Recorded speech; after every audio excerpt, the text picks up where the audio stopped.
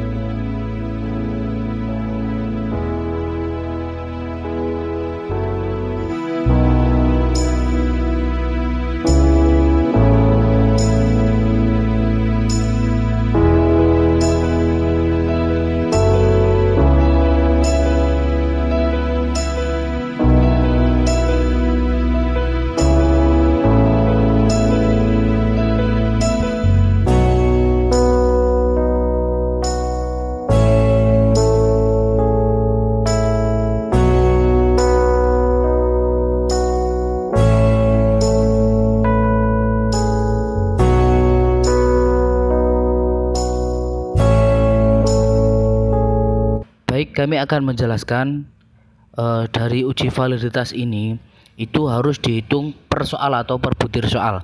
Oke, yang pertama adalah nilai X. Nilai X itu didapat dari poin yang telah didapatkan oleh siswa dari soal pertama.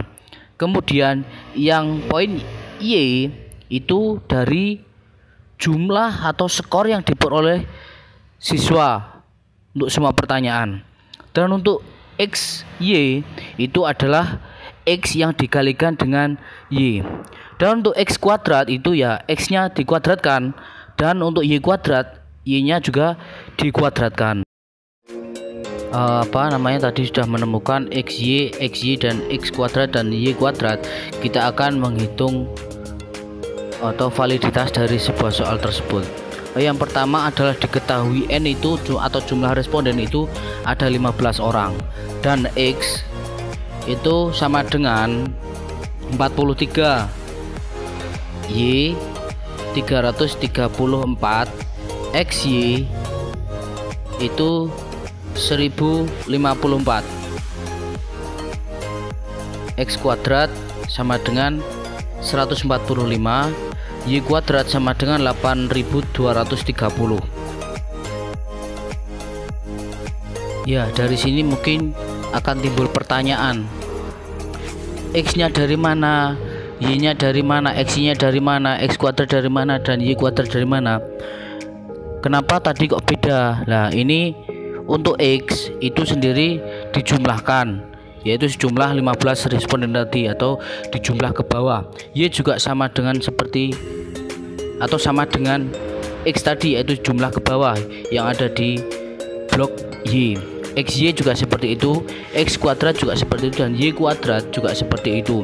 Jadi tadi ke bawahnya itu dijumlahkan semua.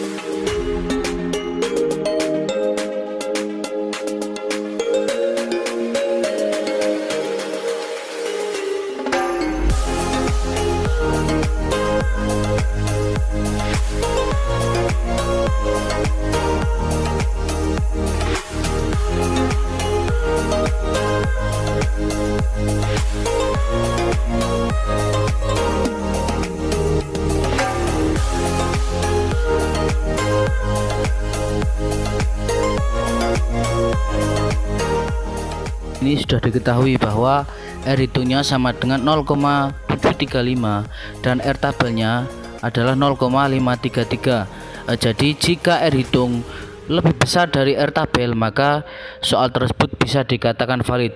Begitu pula dengan soal-soal selanjutnya. Oke, yang kedua adalah tentang uji reliabilitas yang akan dipandu oleh teman saya. Sebut saja namanya Mawar. Uji reliabilitas instrumen berbentuk atau dengan format skala Likert menggunakan metode Alpha-Cronbach. Jadi untuk menguji reliabilitas ini kita perlu mencari dulu yang namanya RAC atau koefisien reliabilitas Alpha-Cronbach. Jadi kita cari RAC. Setelah kita mengetahui nilai RAC-nya, maka kita akan tahu bagaimana tingkat reliabilitasnya. RAC sendiri dicari dengan rumus sama dengan K per K-1 ya. Jadi K per K-1 kali 1 min sigma B kuadrat atau varians butir ini per sigma T kuadrat atau varians total. Jadi sudah ada keterangannya di sini bahwa RAC itu koefisien reliabilitas Alpha-Cronbach. Kemudian K-nya itu banyak butir atau item pertanyaan. Kemudian sigma B kuadrat ini varians per butir tapi total jumlahnya ya. Jumlah seluruh varian setiap butir pertanyaan. Artinya kita cari nilai ini dengan mencari varians tiap-tiap pertanyaan. Misalkan pertanyaan 1 akan ada nilai variansnya dan seterusnya sampai pertanyaan terakhir ke-15 lalu kita jumlahkan. Kemudian sigma T kuadrat ini adalah varians total dari jumlah skor perolehan tiap subjek terhadap 15 pertanyaan. Seperti yang kita tahu bahwa apabila kita sudah memiliki sebuah instrumen formatnya skala Likert, di mana pada data yang saya tampilkan skala ini nilainya skornya 1 sampai 4. Jadi skor terkecilnya 1, skor terbesarnya 4. Instrumen atau angket skala Likert ini diberikan kepada 10 orang ya. Subjek 1 sampai ke 10. Kemudian ini P1 ini adalah pertanyaan ke-1, P2 pertanyaan kedua. Ada 15 pertanyaan. Jadi angket tersebut ada 15 pertanyaan dengan jawaban minimal 1 dan jawaban maksimal 4. Jadi subjek ke-1 misalkan ada 1, 3, 3, 3, 2 misalkan. Artinya skornya 1 untuk pertanyaan 1. Jadi skornya 3 untuk pertanyaan 2. Ini subjek ke-1. Misalkan ini 5, kemudian P1 itu 3, P2-nya 3. Jadi subjek kelima ini pertanyaan ke-1 dapat skor 3, subjek kelima sama, pertanyaan kedua juga dapat skor 3. Jadi ini adalah tabulasi hasil angket ya, rekapitulasinya ya. Jadi rekapitulasi angketnya seperti yang ditampilkan pada layar ini. Kemudian kita akan cari reliabilitasnya. Jadi instrumen ini reliabilitasnya seperti apa? Jadi apabila belum memiliki hasil data yang tertabulasi ya, jadi silakan ditabulasi dulu ke bentuk seperti ini ya. Jadi letakkan seperti ini subjeknya, ini pertanyaan-pertanyaannya ya, tergantung dari angketnya ada berapa pertanyaan. Kemudian setelah ini kita akan menghitung reliabilitasnya dengan cara menggunakan rumus mencari koefisien reliabilitas Alpha-Cronbach RAC. Baik, pertama untuk menghitung RAC ini kita butuh tahu nilai K ya, karena K per K-1 ini bagian dari rumusnya. K itu banyak butir atau item pertanyaan. Di sini pertanyaannya ada 15. Nah, coba saya klik sel U12 ya. Saya inputkan 15.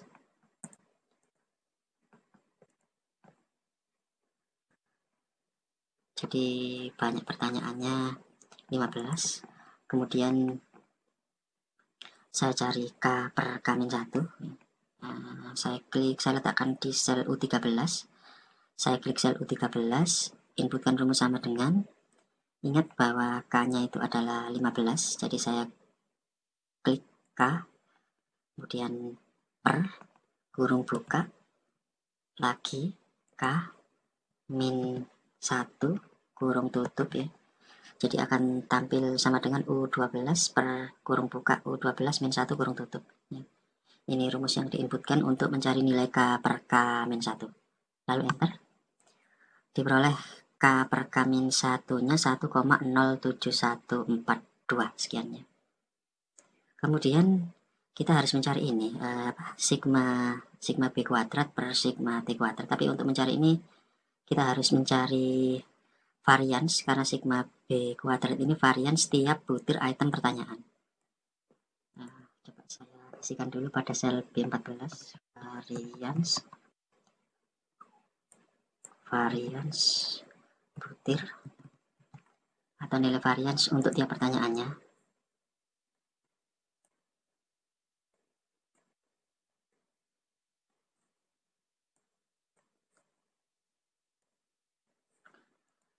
Kemudian varians dari pertanyaan 1 P1 butir 1 ini saya letakkan pada sel C14. Saya inputkan rumus sama dengan var kurung buka, saya blok data ya, subjek ke 1 sampai ke 10 kebetulan terletak pada sel C3 sampai C12. Nah, jadi rumusnya sama dengan var kurung buka C3.2 C12 kurung tutup enter. Jadi saya peroleh varians untuk pertanyaan ke-1 itu 0,5. Nah, kita cari seluruh variansnya untuk pertanyaan 1 sampai 15. Saya klik kembali sel C14, arahkan kursor ke pojok kanan bawah sampai muncul tanda plus hitam. Saya geser sampai sel H14 lepas ya. Jadi diperoleh semua nilai varians-variannya. Jadi baik pertanyaan 1 sampai pertanyaan 15 itu sudah diketahui variansnya. Kemudian karena sigma B kuadrat ini adalah total varians per butir. Jadi kita jumlahkan seluruh varians ini sama dengan SUM atau sum kurung buka. Saya blok data yang akan dijumlahkan, kebetulan terletak pada sel C14 sampai H14 ya. Sehingga rumusnya sama dengan sum kurung buka C14.2 H14 kurung tutup enter. Jadi inilah nilai dari sigma B kuadrat. Kemudian saya cari jumlah skor yang diperoleh berdasarkan tiap subjek. Subjek 1 atas 15 pertanyaan itu akan memperoleh skor. Kita jumlahkan semua ini dari kiri ke kanan. Saya klik sel R3, inputkan rumus sama dengan SUM kurung buka. Saya blok sel C3 sampai Q3 ya. Sama dengan SUM kurung buka C3.2 Q3 kurung tutup enter. Jadi diperoleh 35, jumlahan dari 1, 3, 3 dan seterusnya ya. Jadi semua ketika dijumlahkan hasilnya 35. Ini adalah skor atau total perolehan skor untuk subjek ke-1 terhadap 15 pertanyaan. Kemudian kita hitung juga untuk subjek kedua sampai ke 10. Caranya langsung saja kita klik sel R3, arahkan kursor ke pojok kanan bawah sampai tanda plus hitam muncul, drag ke bawah ya sampai sel R12 ya. Jadi sudah kita peroleh hasil jumlah semuanya. Nah, sekarang kita cari sigma T kuadrat atau varians total. Jadi varians total itu adalah varians yang kita peroleh dari jumlah skor perolehan tiap subjek. Saya letakkan di sel R15 varians totalnya. Klik sel R15, inputkan rumus varian sama dengan var kurung buka blok nilai varians pada R3 sampai R12 ya. Jadi sama dengan var kurung buka R3.2 R12 kurung tutup enter. Sehingga diperoleh 94,17 sekian ya. Ini adalah total varians butir. Ini adalah varians totalnya. Oke, sudah kita peroleh. Nah, sekarang tinggal kita cari sigma B kuadrat ya per sigma T kuadrat atau varians butir total kita bagi dengan varians total perolehannya. Jadi 15,71 kita bagi 94,17. Jadi saya letakkan pada sel U15. langsung saja inputkan rumus sama dengan klik R14 ya, per R15, lalu enter. Diperoleh 0,166 sekian.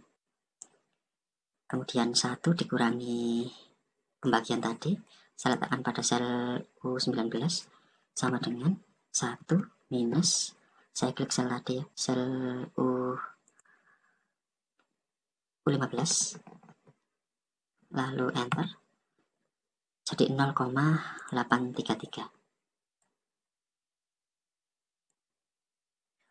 Jadi 1 min sigma B kuadrat per sigma T kuadrat ini 0,833. Kemudian K per K min 1, ya ini tadi 1,071.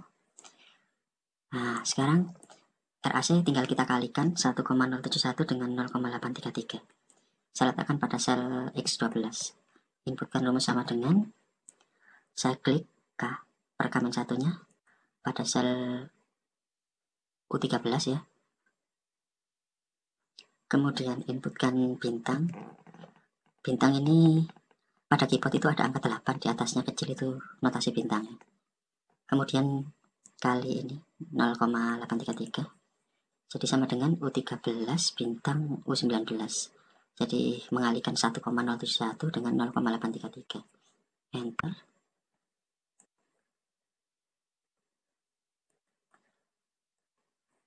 Jadi RAC-nya diperoleh 0,893. Untuk menentukan tingkat reliabilitas instrumen dikatakan memiliki tingkat reliabilitas tinggi jika RAC-nya lebih besar dari 0,6. Karena RAC-nya 0,89 ya, lebih besar dari 0,6, maka reliabilitas instrumen ini dapat kita katakan tinggi.